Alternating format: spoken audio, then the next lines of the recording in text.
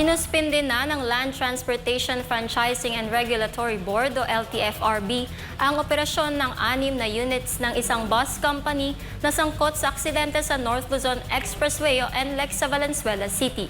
Alamin ang buong detalye mula kay Sheena Torno.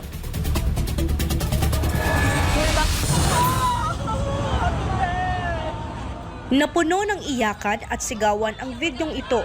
Nakuha ng isang pasahero mula sa sinakyang bus na sangkot sa malagim na aksidente sa North Luzon Expressway sa bahagi ng Valenzuela City nito lamang Lunes, April 14. Sa kuhang ito ng pasaherong si Mark Henry Santos, kitang-kita na nahirapan ang ilang pasaherong sugatan na makalabas mula sa wasak na bus patapos ang nangyaring karambola. Nadamay din daw sa aksidente ang isang truck at van na nasa kaparehong lugar lang din.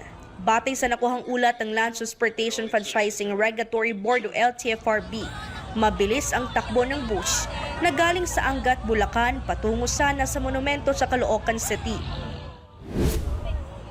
Dahil dito, pinatawan agad ng preventive suspension ng LTFRB ang 6 na units ng kumpanya ng bus na pagmamay-ari ni Wilson Hong C.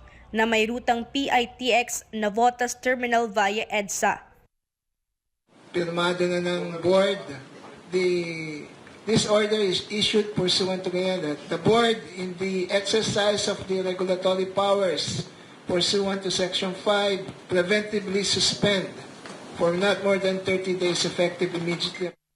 Dagdag pa ng LTFRB na sa 6 na units ng nasabing kumpanya ang hindi maaring mag-operate o pumasada. Inatasan na rin ng operator na si Wilson Hong C. na isurrender ang 6 na plaka sa Legal Division ng LTFRB. Kailangan din daw sumailalim sa road safety seminar ang driver at maging ang operator dahil posibleng wala na rong disiplina sa pagmamaneho kahit nagkakaroon ng aksidente. Sabi pa ng LTFRB, naka-alerto na rin ang iba't ibang enforcement agency sa oras na mahuling bumabiyahe ang bus kahit suspendido na.